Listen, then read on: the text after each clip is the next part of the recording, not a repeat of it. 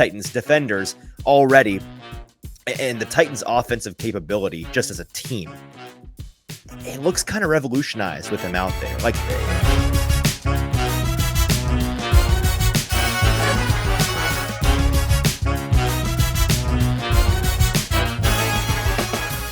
welcome into the Hot Read Podcast. I'm your host, Easton Freeze, director of published content here at BroadwaySportsMedia.com. We're also brought to you by the 440 Podcast Network, and you can join me by following me on social media at Easton Freeze. I am joined, as always, by producer JT, who you can follow on Twitter at JT_Runke. JT, how are you? Happy Tuesday, my friend. Happy Tuesday. Mixed bag of feelings for me today. Oh. On one hand, is this Mets related? Maybe it might be. I'm getting there. On one hand, the content train chugs along with another day of training camp, chugging right along. And on the opposite, the Mets are just they are sticking a stake New York through my heart. Mets. They are, and it's just another classic New York Mets day. It's time to sell up in Mets land. It is, unfortunately. They are selling, and not going to beat you down any further on that. Then I'm sure you're already beating yourself down on that. Just want to point out how bullish you were on your Mets 9 months ago, and then here we are, like I said we would be. So tick one in the Easton win column. All right, let's talk football today. We've got a number of things to talk about from today's training camp practice. This is the episode for Wednesday, August 2nd. But if you're with us live, it is Tuesday, and we had Tuesday's camp this morning, at which we had a number of things that we saw and heard. It was the first unscripted training camp practice of the season. And so that presented some interesting opportunities, some interesting circumstances. Real quick, before we dive into the warm-up, I want to make sure everybody knows that is with us live. If you could do me one big, massive personal favor by retweeting or liking or sharing or sending this link to a friend, Ted Tennyson saying, "Go Angels, baby." Already given JT a hard time for his baseball loyalties. But if you would do whatever you can to share this episode live right now, that would be super, super helpful to me. Just take 1 second, click out of the video, hit post or like, or copy the link and send it to a buddy and say, "Hey, check this out." We would love to get as many eyeballs on today's show as humanly possible so that we can get as many questions as humanly possible. And the best way to submit your questions or queries or comments or observations of your own from training camp, some hot takes that you might have, you need to get off your chest, you can do all of that over on Broadway Sports Media's YouTube page. Go to Broadway Sports Media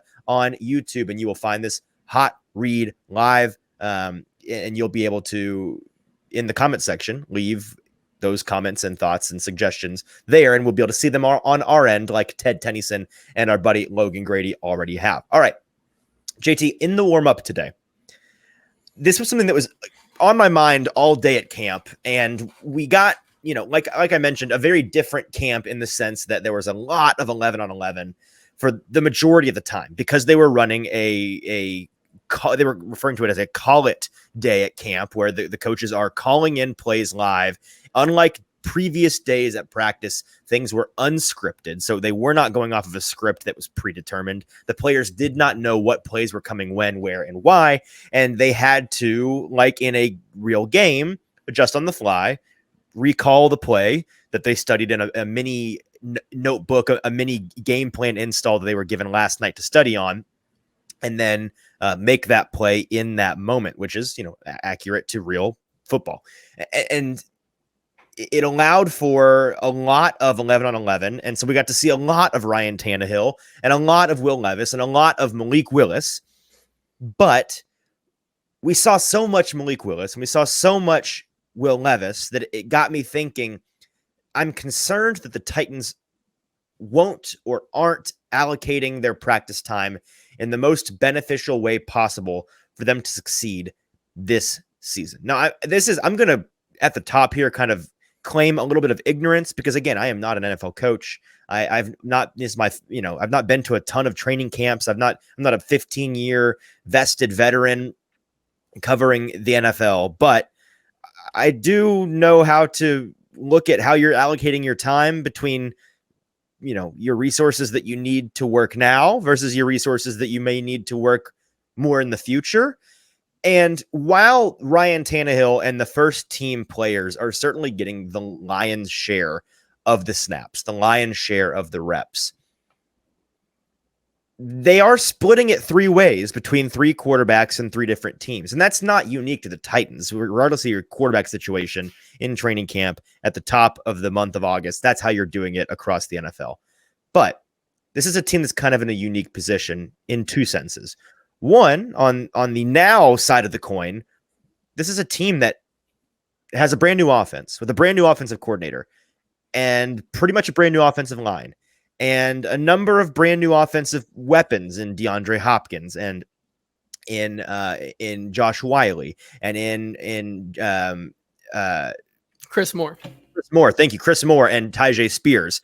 These are all guys that are new to this system that they're looking to, envelop into their existing scheme that they are installing for the first time this season.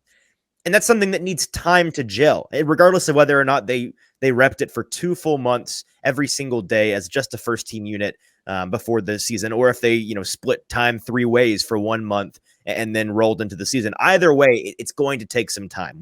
Anyone, I think, that is a reasonable human being understands that and accepts that. And so it's very likely to look a little bit bumpy out of the gate. Now, maybe things just work. I mean, maybe this new system is so dramatically better than what our buddy Todd Downing was running last year with the weapons at his disposal, that it truly is a jump out of the gate and people are surprised by how well it's working. But I think it's probably more likely that they have some growing pains. There's a learning curve. And so for the first, 3 or 4 weeks of the season, the first month or so, they're ironing out those creases. That is only made easier by hammering those things home now. And again, I'm not trying to say that Mike Vrabel and his coaching staff are going about this the wrong way. I'm really more asking a question than I am criticizing. I'm not saying that they are doing this wrong. I am wondering aloud, is this the best allocation of time? Because on the other side of that coin I was referring to earlier, that the way that this team is unique in the sense that their practice schedule this time of year needs to be very intentional, is that they do have 2 young and promising quarterbacks on this roster that need as much time as you can afford to them in order to not just develop and get better, but for the coaching staff and for the team to see what they have in them, to be as well informed as they possibly can as to what would be the best route for them to take as a front office and as a coaching staff for the future. And this is a question that I have a clip of. It's a question that I tried to ask Mike Vrabel, and this is kind of it's not that complicated of a topic, I suppose, but it's one that's kind of hard to really convey in a concise question. So I sat there basically the entire press conference in my brain trying to figure out the most concise way to, because the last thing you want to do when you're talking to Mike Vrabel is just ramble, and you can tell he's like, shut up and let me answer your question. So I'm trying my best to get this into a concise package. And so I basically asked him, tell me about how you and your coaching staff go about trying to balance getting as much of the brand new offense with a lot of the brand new first team players on the field and practicing as much as possible so they can rep and get that in their bodies and be as well prepared for week 1 as they possibly can. But at the same time, balancing the future in Malik Willis and or Will Levis and a number of your young players that are on the second and the third team. Like, how do you balance those two things and try to develop for the future while also trying to compete this year, as this team has very clearly, in our opinion, at least, JT, dictated through their actions they are trying to do? And here's what Mike Vrabel had to say. Are focused on the future outside of today and what we're going to do. So we've tried to just balance the reps out and the guys that right now that are working with the ones probably have more reps. And then I would say that the next 2 groups are probably somewhat balanced.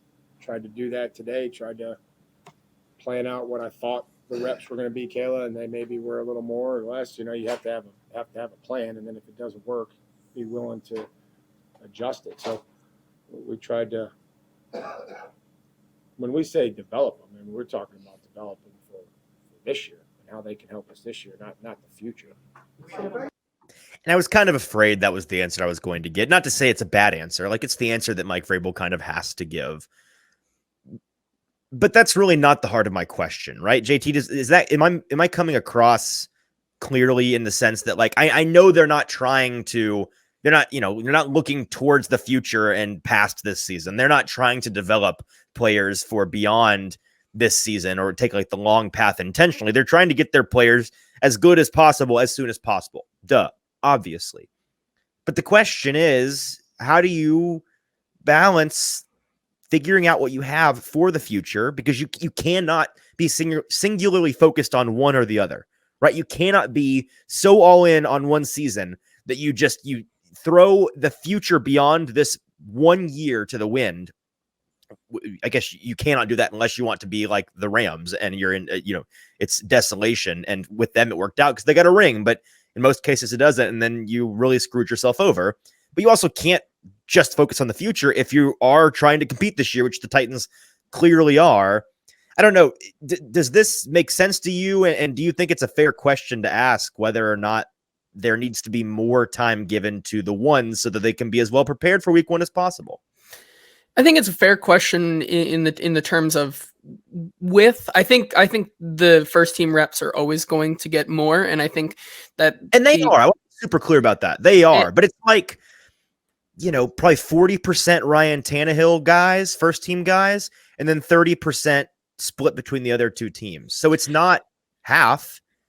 And with kind of them getting maybe a little bit more than half collectively, Malik and Will, right, over Ryan Tannehill, it's kind of, you kind of have to do that out of necessity because of how different the two quarterbacks are. I think that plays a huge kind of thing in training camp, because you have Malik Willis, who is just a absolutely different player than Will Levis. And to Mike Vrabel's point of preparing them for this year, we've seen last year that it is a very real possibility that Ryan Tannehill goes down and one of these two has to come in. So giving them a little bit more and kind of seeing this team 2 and team 3, how just kind of having everybody watch how these two different styles play kind of, I think, helps everybody in the long term. That is true and fair. Although I personally, I would argue if Ryan Tannehill goes down, they are screwed. I forget who exactly it was that there's a very famous quote from back in the heyday of Peyton Manning in Indianapolis. It maybe was his quarterback coach. It was one of the lower coaches on that team, but they gave a very phenomenal quote that is still thrown around to today, in that somebody asked, why in practice do you not, during the season, why do you not practice with the backup quarterback or with the second team guys? And the coach, and I'm paraphrasing here, he said, that's a situation we like to call effed, and we don't practice effed. And he didn't say effed, but like, that's a fair sentiment. And certainly Ryan Tannehill is not on the level of Peyton Manning, where they're trying to win Super Bowls every year. And if Peyton Manning goes down, shucks, like you're done. With Ryan Tannehill, we saw last year, like the juxtaposition of 2 years ago, missing Derrick Henry for half the season and still being the number 1 seed in the AFC and going 12-5, versus last year, certainly a different team, but you have a healthy Derrick Henry for the majority of the season. Ryan Tannehill goes down for 3, 4, 5 games, and they go on a 7-game losing skid to end the season and throw away a division to the Jacksonville Jaguars. Like, clearly the division of labor there is significant. Not just a division of labor, but division of importance of labor. And so I think that's something really what I'm thinking the solution for today is on this question is just keep an eye on this as we go. I'll continue to kind of report if that's changing. I'm wondering if maybe this early on, they're trying to get let's figure out what we have in the young guys out of the way, so that as they get near the season and into the preseason, and, these ones get a series or two and some of them more in the preseason games, and you get joint practices where the ones will be primarily featured and all of these things. Maybe as we go and we get deeper into August and then the beginning of September, you get more of that division of labor leaning towards the here and now. So I think that is something to keep an eye on. Let's move on to sights and sounds from training camp today. A couple of notes. So actually not a couple, a large handful of notes that I have to share with you guys, but I think you'll find all of this interesting. Before we dive in, just a heads up, if you are with us live, and I see that a number of you are, thank you so much. This is the episode for Wednesday, but if you're tuning in with us live on Tuesday, do me a huge favor, like, retweet, repost, share this live stream as best you can. Just take 2 seconds to do that. It'd be a huge personal favor to me. We want to get as many eyeballs in here as possible. And go on over to Broadway Sports Media's YouTube page if you'd like to leave any comments to be a part of the conversation today. You'll find this live stream over there, and you can comment there, and we can see your comments on our end. All right, JT, let's go through this. And if you would be so kind as to talk us through, I will give you the notes that I have from today. Yeah, and today was a little bit of a different kind of training camp practice than the ones we've already seen, as it is officially scrimmage season. As you kind of said yesterday, the offense and defense were given kind of mini playbooks last night, mini installs to kind of go over, and it was going to be a day that was a lot of audibles, was a lot of thinking on the fly, and that's what happened today. And with that comes kind of the next level of competition, and for two players specifically, it was tensions were high today. Yeah, it's scrimmage season. It's also skirmish season, and that's what we got today. Was our first skirmish of training camp between Jamarco Jones, who was the starter for 3 plays, I think, before this went down at the beginning of the day at the right tackle position, and Jeffrey Simmons, the star defensive tackle for the Tennessee Titans, about 3 plays into the 11-on-11 practice. The two of them threw hands. I was joking with some of the media members that that's a win for the offense right there, for them both to be tossed out. That is pawn takes night at the very least. And so both of them get kicked out of camp. It was kind of foreboding when we talked to Mike Vrabel about this yesterday at the podium. He was talking about how the new and improved punishment for fighting in camp, which falls under his famous category of dumb shit that hurts the team, he said himself, we used to send players, according to him, just inside and they're done for the day.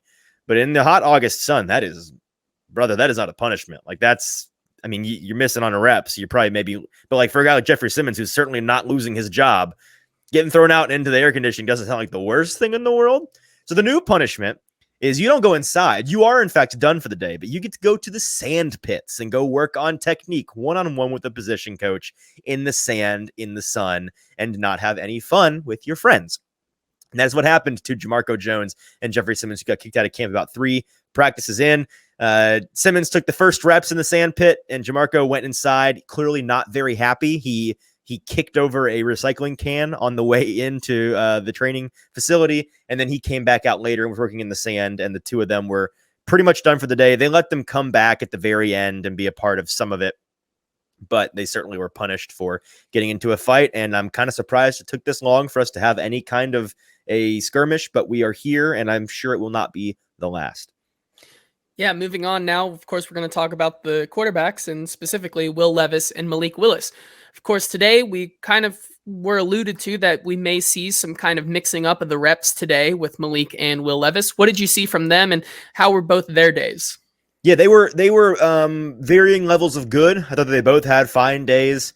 Anybody that has to work with the weapons in the third team, the threes, like it's certainly a dramatic. We talked a number of times on this show about how this team is uniquely shallow in their depth, right? And it's one that when you get to that 42nd, 43rd, 44th, 45th player, you start to run out of actual NFL, not just quality, but just actual NFL players, like NFL caliber football players. They don't really have those guys. And so the bottom of the barrel, when you're playing with the threes, there's some real scrubs out there, man. There's some real dandelions, like not to be disrespectful, but it's just the reality. And so getting them mixed in with the twos and threes kind of allowed you to see them on a level playing field to an extent. Let's start with Will Levis, and he took the field. Just a couple of notes that I have jotted down about some specifics from him today.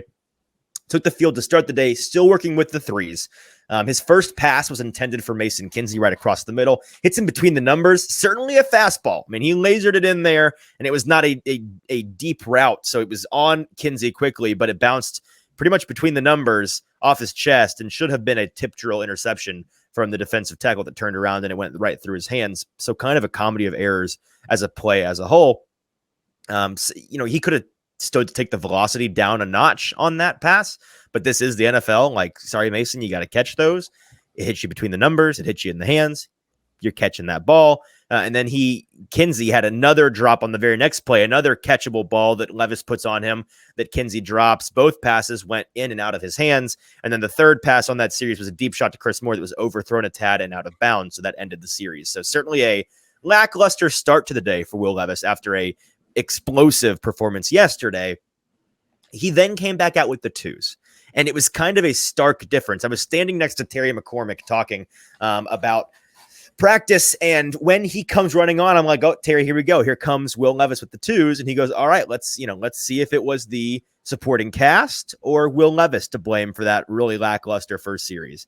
And then on the first play during the call at practice, offensive coordinator Tim Kelly calls the exact same first play that Will Levis had previously with the threes, this time intended for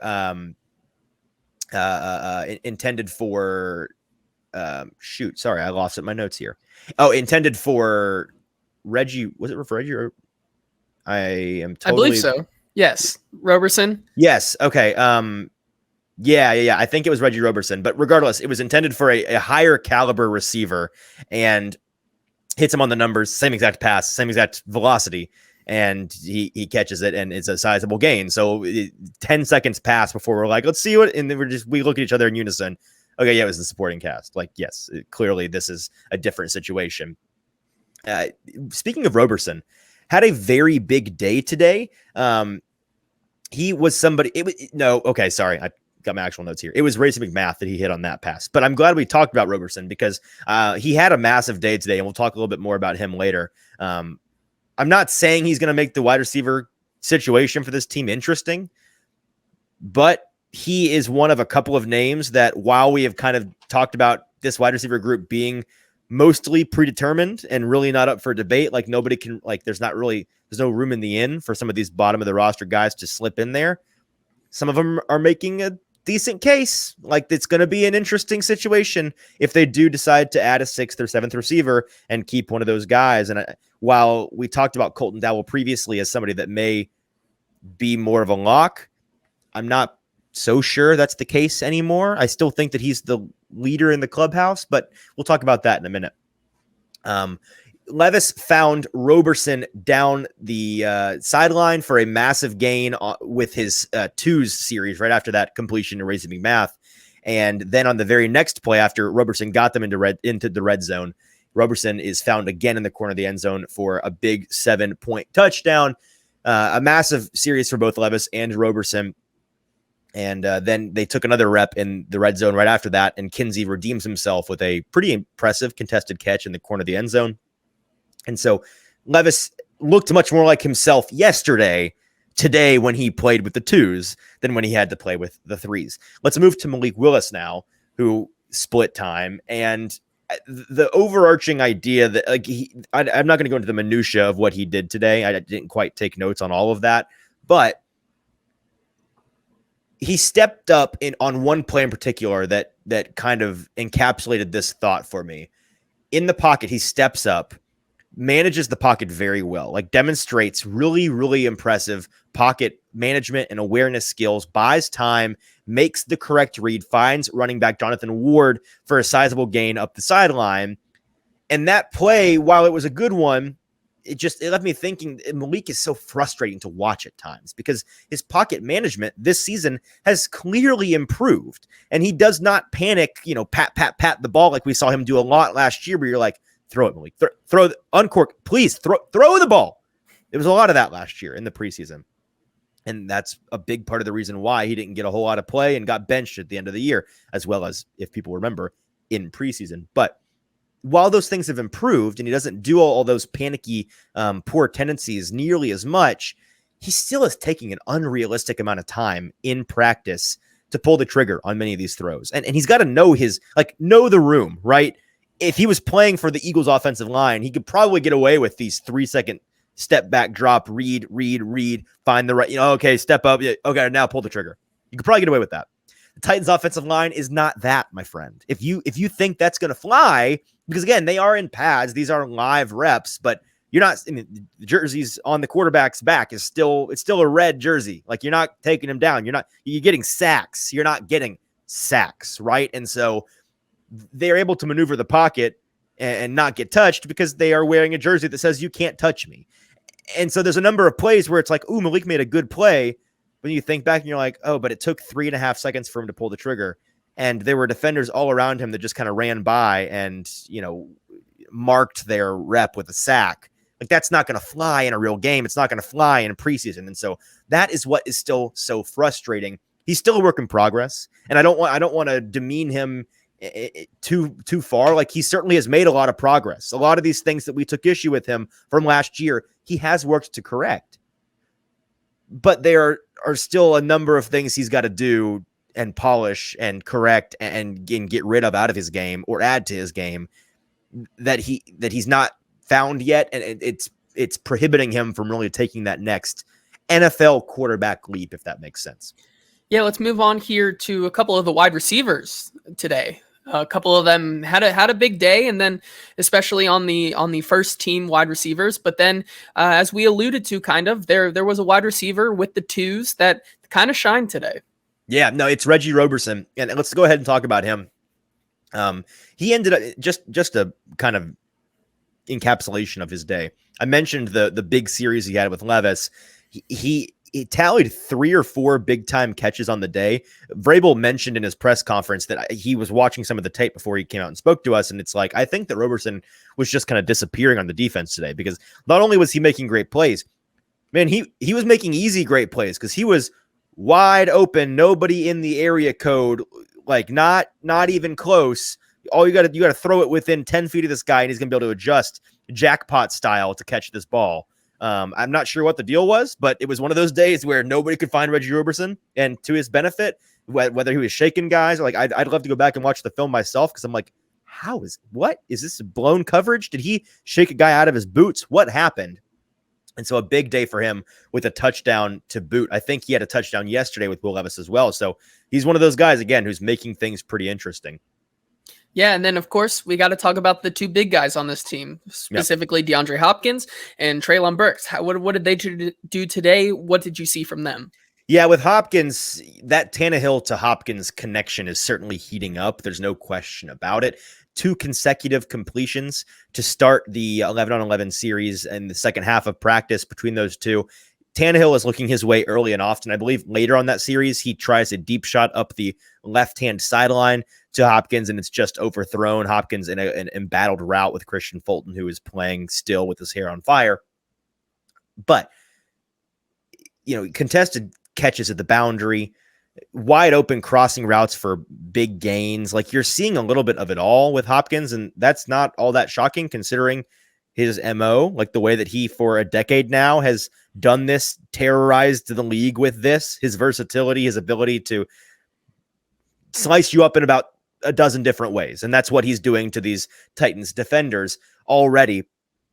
And the Titans offensive capability just as a team, it looks kind of revolutionized with him out there. Like, I was watching at the very beginning of practice, and his first completion was just like a simple dig route that was kind of sawed off, and it was maybe 5-7 yard completion. It was going to be a tackle on site, not really like a nice completion, but a pretty mundane play. And all the fans in attendance lose their minds. I mean, just go bonkers, and rightfully so. They're excited. DeAndre Hopkins is in town. He's wearing 2-tone blue. But I turned to, I think, our buddy Sam Phelan, and was like, dude, that first, DeAndre Hopkins, it can be a screen completion for a loss of 2 yards. And people in Nissan Stadium against the Chargers in week 2 are they're going to go bonkers. They're going to lose their minds. And that's the level of excitement for DeAndre Hopkins in Nashville right now. And there is certainly some validity to the idea that he changes a lot of things for this team offensively. Yeah, and that's Treylon Burks also today. So we kind of been talking about how with DeAndre Hopkins certainly here and revolutionizing the wide receiver position, what's Treylon Burks' role in all of this? And what did you see from him today, and what did you hear from him? Yeah, I want to talk about him primarily because we got to speak with him at the podium, and I have a pair of clips that I wanted to share. But in terms of the impact DeAndre Hopkins has had on him, we talked about it a bit yesterday.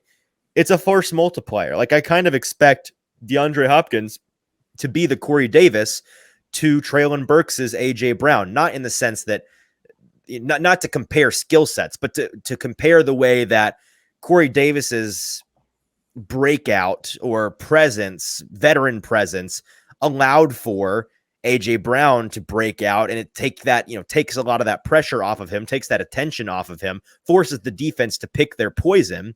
And you saw a pair of 1,000-yard receiving seasons from Brown and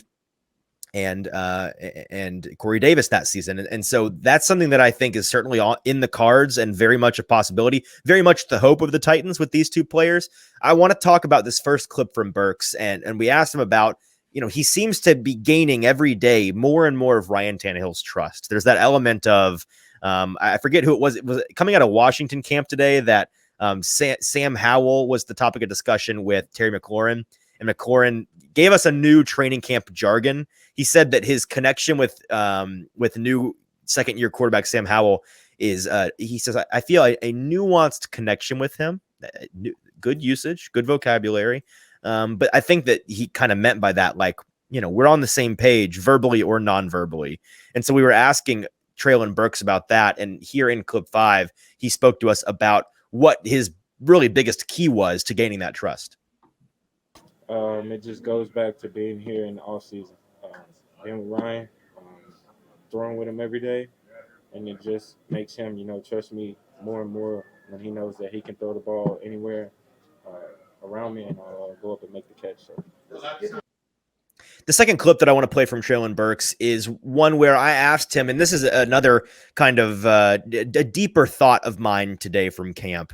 JT, we have talked about and heard from a number of Titans receivers in the past couple of days since DeAndre Hopkins has joined the fold about how, oh man, DeAndre Hopkins being here, adding him really has changed the game for us as a wide receiver group. It's made us all better. It's brought the best out of all of us. It's added a gear for us. And so I asked him, we're hearing that from your fellow receivers, but it's reasonable to assume they weren't not giving their best before DeAndre Hopkins came. It's not that they were lollygagging around lackadaisically going through practice and suddenly DeAndre Hopkins' presence woke them up. So what is it exactly that makes everybody agree that this guy is bringing not just the best, but somehow better than the best out of all of us? Is it that he has unlocked a new gear for everybody? And if so, why? Is the best that he's bringing out of you all coming in the form of his veteran presence and his leadership ability and his know-how behind the scenes in the wide receiver room, in the locker room? I asked him this question, and here was what Treylon Burks had to say. Just as a man, I wouldn't want nobody doing better than me. So, him being, the type of receiver that he is, and just being behind him just makes you want to work more, being able to achieve the things he's achieved, and it just makes you go out and grind. And so it sounds like that there's just kind of an element of, him being we talked about this the first day he came out at camp, right, JT? It's kind of hard to verbalize, but he has that elite NFL player aura. That, it's the thing you get, the presence that Derrick Henry brings, being in the same room with him or being around him. It's the same deal with DeAndre Hopkins, and I think that that's being felt by the wide receiver core. Yeah, and let's move on to another interesting topic that was kind of brought up heavily today at camp, and that's the offensive line versus the defensive line. Certainly some quotes coming out today from both Mike Vrabel and some other guys, both on the defensive line and the offensive line. Tell us what you saw today and kind of some thoughts you have on the Titans offensive line as a whole. Yeah, so the first note that I took today, not the first, but I think one of the first notes that I took today at camp was, hey, blocking specialist tight end Trayvon Wesco that the Titans brought in to be that glorified lineman, essentially, as a tight end, to be that extra blocker in on the jumbo packages. He got backed up pretty much immediately by Danico Autry, tripped up Ryan Tannehill and got one of the only actual sacks of the day. Tannehill goes down and the whistle is blown. His knee has touched the ground with the ball in his hands. And so that's a proper sack during training camp. That's the closest you're getting to a sack in training camp without there being an all-out fight. But, today, and head coach Mike Vrabel is going to disagree with that a little bit in a minute, and I'm going to talk through what I think he means by this comment. But today, again, and this is not unique to today, but it was apparent today, the Titans defensive line just slicing and dicing the offensive line thoroughly. I don't know if that's inherently a bad thing. It's a glass half full, glass half empty situation. And I was talking with Terry McCormick about this. Talked a lot with Terry today. And he was talking about, I think he was talking like circa 2006, 2007 Titans, back when he was on the beat.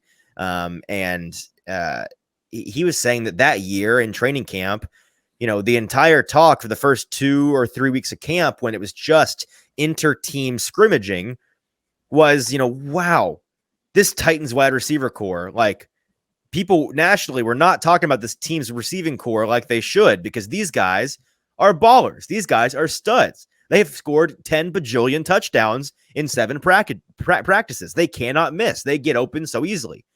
And then they get into joint practices and they get into the preseason and eventually the regular season. It becomes very apparent very quickly. Oh, this wide receiver core is actually as average as people thought it would be. Like, they are just fine. Turns out this secondary absolutely blows, and it makes the wide receivers look way better than they are when it's inter-team scrimmage. And so, Brandon Thorne, who is, if not the authority, one of the authorities on offensive line, defensive line, trench warfare. He runs the Trench Warfare Substack, which is a fantastic read.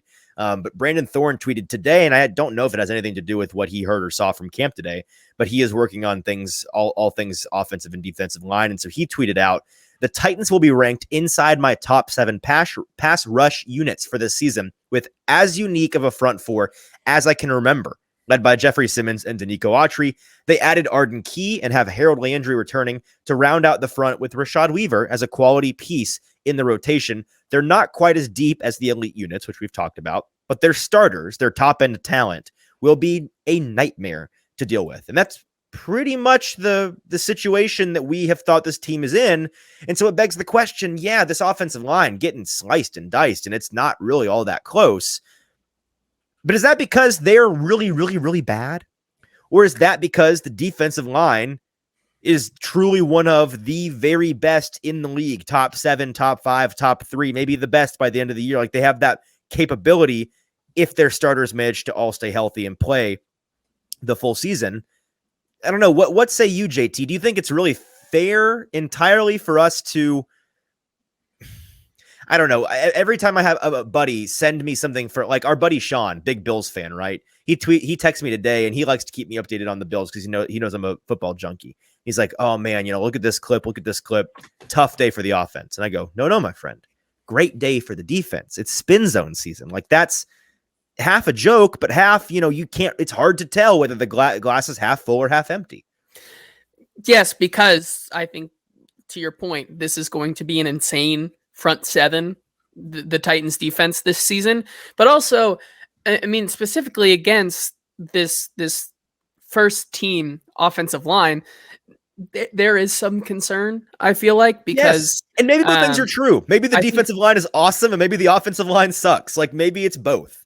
And I think it's a little bit more blown up because of the amount of questions and concern about this offensive line. And I think that's why there are a lot of people worrying about the impact that the defensive line is making on this offensive line, because the expectations are already like very low for this team. So the bar is low. The bar is low, and getting proven that the bar could be lower currently is not a great sign. No, and I think that the thing, fans, like, the message I want to leave with you on this topic is withhold judgment until we get to joint practices. We've got joint practice. The Titans will be going up to Minnesota, and I won't be there, but obviously we'll get a lot of coverage and clips and film and reports from that. And so that joint practice I think not next week, but the following week. And then the Patriots come to town the following week, and I will be there for those joint practices here in town.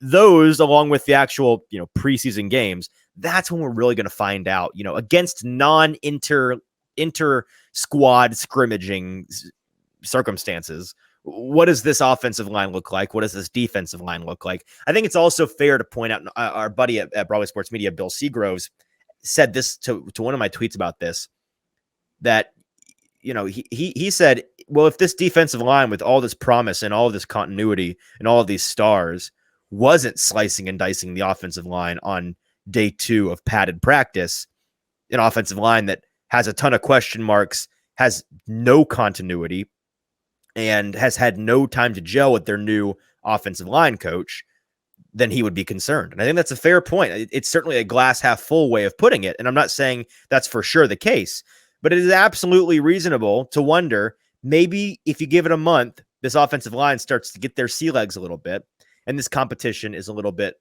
more fair. Yeah, let's move on to another guy who we've talked to a few times already in the first couple days at training camp, Arden Key. What did you hear from him? What did he have to say today? Yeah, a number of clips from Arden Key today, who's always, Arden's quickly becoming one of my favorite Titans and everyone's favorite Titan because he's a ton of fun to talk to. He brings great energy, and we'll talk about that in a second. I saw our buddy Logan, one of the horsemen of the Hot Read Apocalypse, asking who is right tackle 1, 2, and 3. That's something that I can't really say. I'll tell you this, like we know, and I'm allowed to say that Jamarco Jones he started the day at right tackle today. Whether or not he is the one in the minds of the team, it's not that I can't tell you. We don't know. They won't tell us if we're like, give us the depth chart. It's August 1st. They're not doing that. The guy that came in, I believe, was Chris Hubbard after Jamarco Jones left. Although I did see Andrew Rupchich getting some play there today as well. And so maybe that's 1, 2, 3. You figure out the order. But Hubbard certainly was in there. And according to Mike Vrabel, played pretty well. So there's your answer. That's the best I can do for you, Logan. With Arden Key, this first clip, speaking of energy, we asked him, like, dude, you bring the juice every day. This guy's all gas. And he said, sorry, I'm distracted by Logan in the comments. We asked him where he gets all this energy from, whether that is just manufactured by him to be better in the locker room, or whether that is just the way that he is built. And he said that's the way that he's built. And here was his response. That's just me. That's just me. I think it's an Atlanta, Georgia thing, because I don't know any quiet person from Atlanta. I don't. So I think that's just in our nature. That's what we were born to do. No quiet people in Atlanta, according to Arden Key, which is pretty funny. We asked him about his increased role with the team. He's pretty much been a third down pass rusher in his career in San Francisco and then in Jacksonville. He's set to really be the 1A starter for this team this season out of the gate as a pass rusher. And so far in practice, he has lived up to that billing in spades. And so we asked him about what that increased role meant for him and how he's preparing and handling all of that, and if he feels he's prepared for it. And here was his answer. Definitely, I feel like I'm taking the most of my opportunities since I've been here. Just learning the playbook, learning from Jeff, learning from Danico, learning from Harold. There's a lot of great guys here that you can learn from. Even Kevin, from dropping, learning how many yards I need to drop, where to drop, where's my leverage and everything. So I feel like I'm taking a huge jump in the opportunity that I'm having. The next clip. Excuse me, one more note that I had here written before we move on. Talking about Harold Landry, by the way, he looks really good out there. And we haven't gotten to speak with him yet at the podium. I think that will probably be coming soon, if I had to guess. But we did hear from Shane Bowen this morning, a defensive coordinator for the Titans, and he said, quote, you wouldn't know that he missed time for an ACL. That is kind of his evaluation of where Harold Landry is. And so that's not all that shocking, I guess, because it is, we're now pretty much 1 full year removed from that ACL injury, and he's had 12 full months to recover. I do think that my take from, a month or two ago about how, like, let's pump the brakes and not be shocked if he is rusty at the first 4-6 games of the season. It's still in the cards, but based on training camp, based on the way his coaches are talking about him, and based on the way he looks when I watch him play, looks like Harold Landry to me. So that's certainly a promising thing. Speaking of pass rusher, colleagues on the defensive side of the ball, teammates is the word I was looking for. Teammate to Arden Key, Azeez Al-Shaair, former teammate in San Francisco, now both the Titans. Azeez joined us as a guest reporter today. He just sat himself down and decided he was going to join the media gaggle during Arden Key's press conference. And I just had to bring up that, this is a guy that is pretty funny. Like both of them, I think, bring fantastic energy.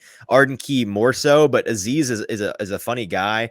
And he said, you know, I forget the exact quote, but he's basically like, you know, when I was with you in San Francisco, there were times you'd suit up and your stomach would fall over, you know, your belt buckle. Like you were a little bit on the chunky side. Like, what's your training regimen? And he came with the hard hitting questions, which I appreciate as a reporter. And Aziz asked that question. Arden said, you know, he's doing a lot of training. And at the end, Corey Curtis, it was just like, yo, he just called you fat. And Arden's like, well, I was fat. And so, you know, good to know Arden Key was fat, no longer fat, being held accountable by his teammate Aziz Al-Shaair. One more clip, and this is Arden Key talking about Harold Landry today, who is a player that he's talking with a lot on the sidelines all throughout practice. We asked him, what are you guys talking about most of the time? And here was his response. It's him as a rusher, you know, he's a speed rusher, a dip guy. He dips the corner a lot. So I know if we too high edge speed rusher, then 9 times out of 10, the quarterback will be able to step up. So just talking about, okay, if he's going to go high, then maybe I can come low, just to create almost like a flush almost or something like that. Or depending on the play, whatever play it is, if I have to drop, what drop is this? What's the best way you see me dropping? Because he's been dropping all his career, so he knows a lot about the dropping and everything like that. All right, let's move on to Mike Vrabel, who we spoke to today at the podium, as always. Yeah, so Mike Vrabel today, we already heard from him a little bit earlier today, just kind of about the divvying up of reps. However, Mike Vrabel had a lot to say on many different things, including some of our favorite Titans players today. What did you hear as well from him? Yeah, Vrabel talked about Will Levis today, mentioned how he felt like Levis's demeanor he was very complimentary of Levis's demeanor throughout camp so far, said that through the good and the bad, he's liked the way that he's held himself and carried himself. This clip that we have from Mike Vrabel is talking about what I previewed earlier in the episode. You know, he felt like today the pockets provided by the offensive line were actually better now that they have pads on, which, not to pat myself too hard on the back, but I was talking to some folks over the weekend who were freaking out after that 8-7 sack day for the defensive line without pads on. Like, hey, how about we wait until they're in pads and playing offensive line like offensive linemen? And so, yeah, okay, cool. We'll wait for that. Here we are. According to Mike Vrabel, he feels like that has helped the offensive linemen actually being able to do their job at full contact. And here was his response to how the offensive line has held their own against the defensive line, despite contrary opinions from the media. That we've had some better pockets with pads on. I thought that it looked like a, shit through a brass horn the first couple days, and I think it's been better with pads on. I think that these guys have been able to try to build some depth in the middle, where the quarterback can step up and try to get some width to the edge rushers. Not that it was perfect, but I would say that it's improved from my vantage point. And so that's something that I think involves a lot of nuance. Like, better pockets, better is a very relative term. So we got to keep in mind that, yes, the pockets are better. They have gone from really unacceptably bad to not great. But I do think it's fair to point out by him that this is a situation where you've gotten better because you're actually able to do your job, right? And that's where I think that this team is. A couple of other things from Mike Vrabel. He said that on the topic of Chigakonkwo, one of our favorite players, they're not looking to make Chig any bigger. He's not ever going to be a 260-pound tight end. And so the biggest thing for him as a blocker right now, in particular, to make him that as well-rounded a tight end as possible. We know what he can do in the receiving game, but can he be in there and be a true double threat? For him, it's the hand placement, working on getting that leverage in the right way so that he can hang with and at least slow down players more powerful or bigger than him.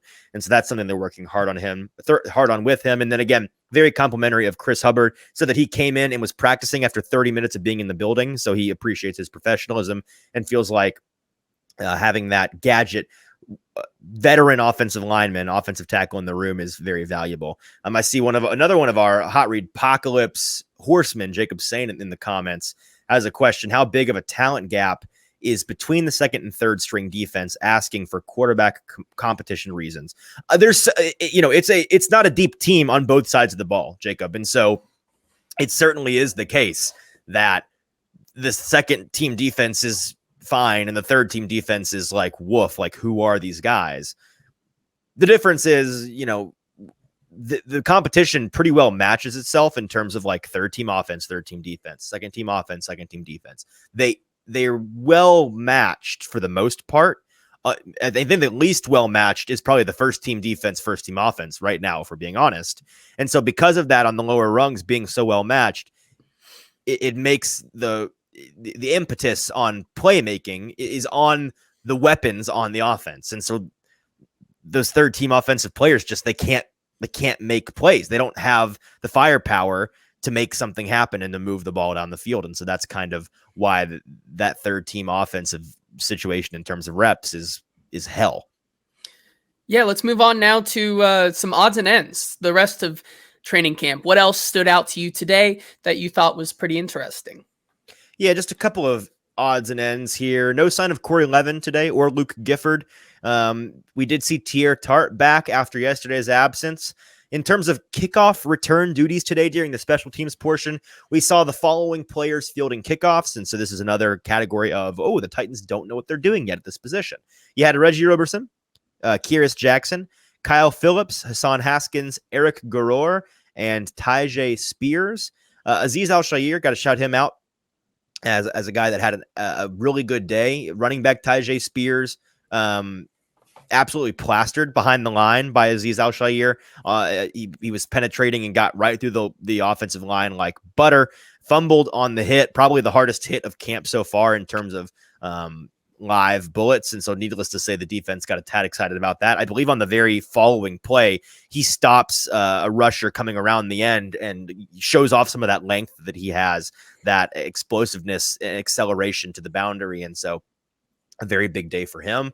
All right, everybody, if you tune me out, tune back in, because this is an important part of the show right here. We got the field goal battle update for today. Trey Wolff was up today. We had Caleb Shudak all day yesterday, and today we saw Trey Wolff. We are members of the Wolf Pack here on the show.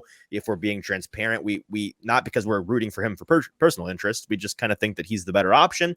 He was 7 for 8 today, almost perfect. No good from 46, wide right. Certainly not acceptable, but from, you had Caleb Shudak miss from 38 yesterday, if I'm not mistaken. Certainly would rather your guy miss from the high 40s than the high 30s. Trey Wolff was good today from 33 twice, 34, 38, 42, and then a pair of 50 bombs, 52 and 54. He was good and had plenty of leg to boot on those. And so that is something that is heating up.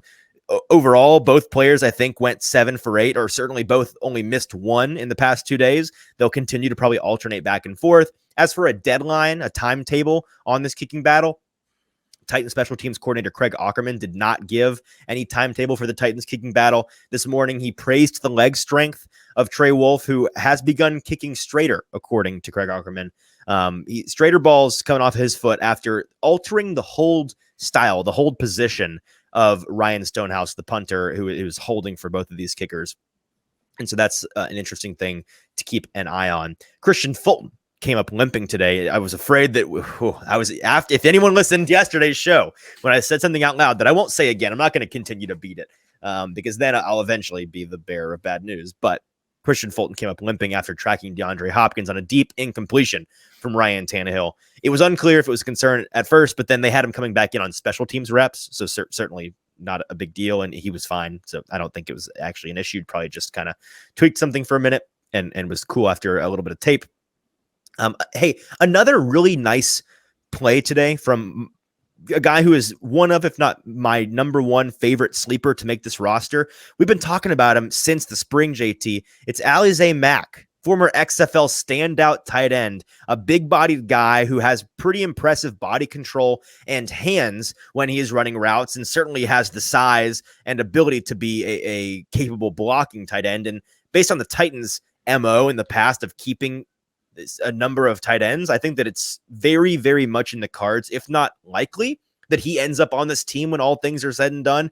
I think they like him a lot, and I he's been making plays pretty much every day or every other day at camp and at practices since the spring. And so I think Alize Mack, who on that nice play today, wide open across the middle of the field, a nice dig route where Malik Willis finds him for a long catch and run. based on his wheels and the defenders chasing, I don't like to call everything a touchdown in camp, because a lot of camp deep touchdowns are just a skill position player willing to run further than the DBs. Like it's not, you're giving up on the play eventually. I kind of think that one would have been a touchdown. If not, it would have been like 60 plus yards. And so a very nice play for him. And let's address, before we get out of here, to some Titans news. We can talk about a couple of questions. I see that my man Lawson Blazik is in the comments. Lawson, thank you for tuning in. Asking, isn't Levis supposed to throw 3 touchdowns on the third team defense? Don't get why people are happy about that. Should do that and more every day if he's a dude. Fair point. I would say if he's getting to play with second or first team weapons against third team defense, that is one thing. But when he is throwing to Mason Kinsey, where he puts 2 balls on the numbers in his hands and they're both drops and it kills the simulated drive, like, what was he supposed to do? Somebody mentioned to me today, like the age-old adage, you cannot win the Kentucky Derby with a mule. That's kind of the situation you're rocking with the third-team offense and defense. Lawson also asks, how does Chris Moore look? It's a great question. He looks fine. He looks good. He's kind of slotting into that wide receiver 4-5 role. I think we all understand that Treylon Burks and DeAndre Hopkins are going to be that wide receiver 1-2, both in terms of their usage on the field and in the scheme, as well as the production. But there's some debate as to who the 3 will be. I think that there's a reality in which Chris Moore, NWI, and or Kyle Phillips is that 3, depending on injuries and how the Titans offense chooses to operate. For my money, it's going to be Kyle Phillips, but we will have to see. And then you've got NWI and Chris Moore in that 4-5 slot. And so Chris Moore looks good, looks serviceable. I think that he's going to be one of the better, if not the best, wide receiver 3-4-5 that the Titans have had in a long time, just in terms of reliability and production level. Like, his ceiling is low. He's an older player. He's not super speedy or not got great athleticism in terms of acceleration or, yards after catch. He's not got a massive frame, but it's a situation where he's reliable. He's going to catch the ball if you put it on him, and he may be good for a yard or 2. And so he's good. He's a solid player, if that makes sense. He's a meat and potatoes player you want on your team. Let's see. Any other, Jacob saying comment. Thank you. Good, cool. Awesome.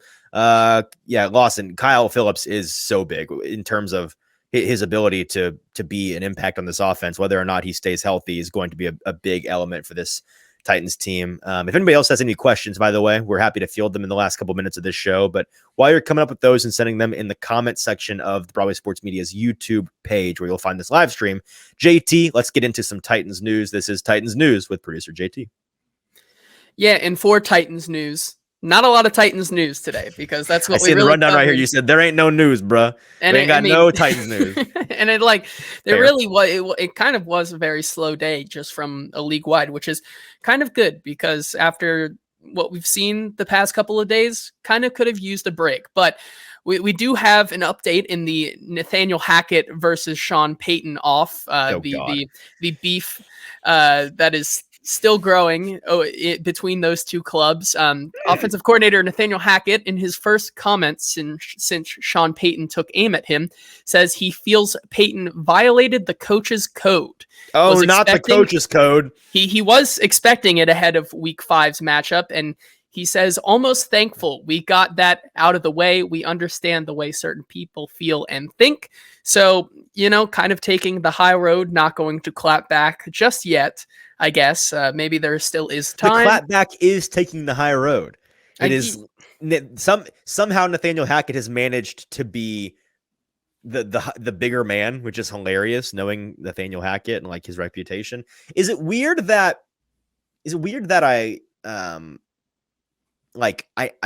I agree and disagree with both sides here. Like I kind of understand both sides, and I think it's all petty nonsense, and I kind of enjoy it because I'm not a part of it, but ultimately it's pretty dumb. That's kind of where I'm at on this. I mean, yeah, at this point, I'm really not going to think about it until that Week 5 matchup between the Broncos and Jets, which will probably be the game of the week because of this narrative. But besides that, I mean, it really does not matter. These teams are going to kind of, from here on out, go their separate ways and do their own thing. And it's probably for the better.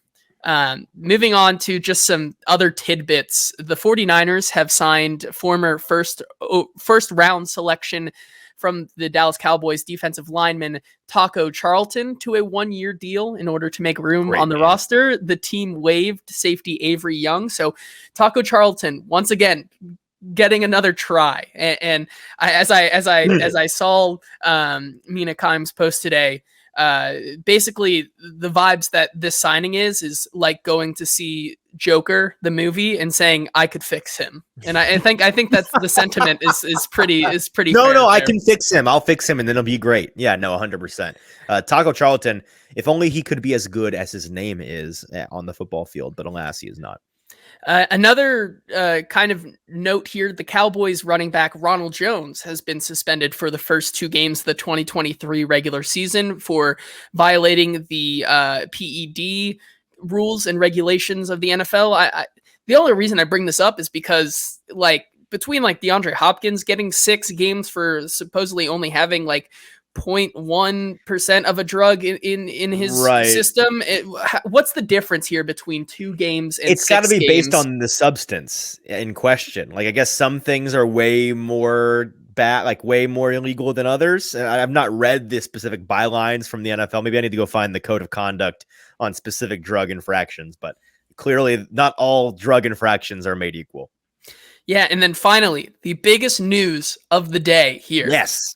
The NFL will allow CBS to offer a Nickelodeon Slimecast, baby, woo! For Super Bowl 58. So get ready for Patrick Starr to be commentating this year's Super Bowl. I can't wait.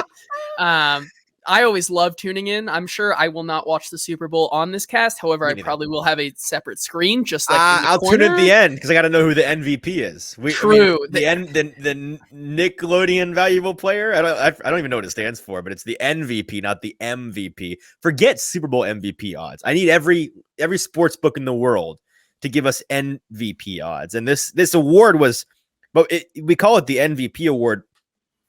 Really, it should be the Mitch Trubisky inaugural Mitch Trubisky annual MVP award, because he was the first player to receive this award in the Chicago Bears' only playoff win, I think, of the Mitch Trubisky era. But yes, Tony Sobros, I'm very sorry. You made it just in time for the end of the show. Unfortunately, you will have to catch the replay, but it was fantastic. You should go back and check it out. Is that going to be it for news today, JT? That's going to be it for today. All right, awesome. One last question. This is, I mean, y'all can go, it's fine, but this is interesting to me. Lawson Blazik once again in the comments asking what my best Vrabel moment was up close. I'd have to sit and think because there are so many, and I'm sure this is not the best one. But just today, he came out and the PR team had to tell him, had to remind him to take his drink of choice off the table because it wasn't sponsored by the Titans or anything, and so. Or by the league, and so no free shouts from the NFL. It was, I forget the name, but it was like this pink lemonade brand that you find in gas stations. And he was like, "Oh, love this stuff." He finished it off and threw it in the trash can. And we were like, "You big fan of that pink lemonade, Mike?" And he's like, and he went on a 5-minute rant about how he buys this stuff. You get it on Amazon because you can't find it anywhere. And he's pretty sure that they don't it doesn't come from a warehouse in a heat shrinked package of 24. He buys a pack of 24 on Amazon and it comes in a big cardboard box with bottles just thrown in there, just loose bottles. And he said when he first got it, it was really sketch, but he opens it up and he's like, "This stuff's delicious. I don't care." And I've never seen a man of Vrabel's stature and variety, just the person that we know him to be, just light up about pink lemonade, gas station pink lemonade. So he was very excited about that. I'm excited to be done with this show, and we'll be back on Thursday. Just a couple of things real quick. Yeah, Stoney, you came for the most important part, the pink lemonade bit from training camp today. Before you go, follow us on Twitter and Instagram, TikTok. We are getting our social media game back up, ramped up for the season, and we've got a lot of great content going up on all 3 of those accounts, but certainly follow us on Twitter or X. All 3 accounts at Hot Read Pod is where you can find us on all socials. Please go and follow us there. Announcement, if you have missed it, we are now partnered with Zen Sportsbook, the newest sportsbook entity in the state of Tennessee, and we've got an awesome promo code for you with them. If you decide to sign up with them and start betting, Zen Sportsbook, you'll find the app on wherever you get the Apple App Store, Google Play Store, wherever you get your apps. You can find their brand new app, which is fantastic and beautiful. And then when you sign up, the referral code you got to use is HOTPOD. Our code, HOTPOD, HOTPOD. HOTPOD is the referral code you want to use when you sign up so that you can get 5% cash back bonus, baby, in your wallet.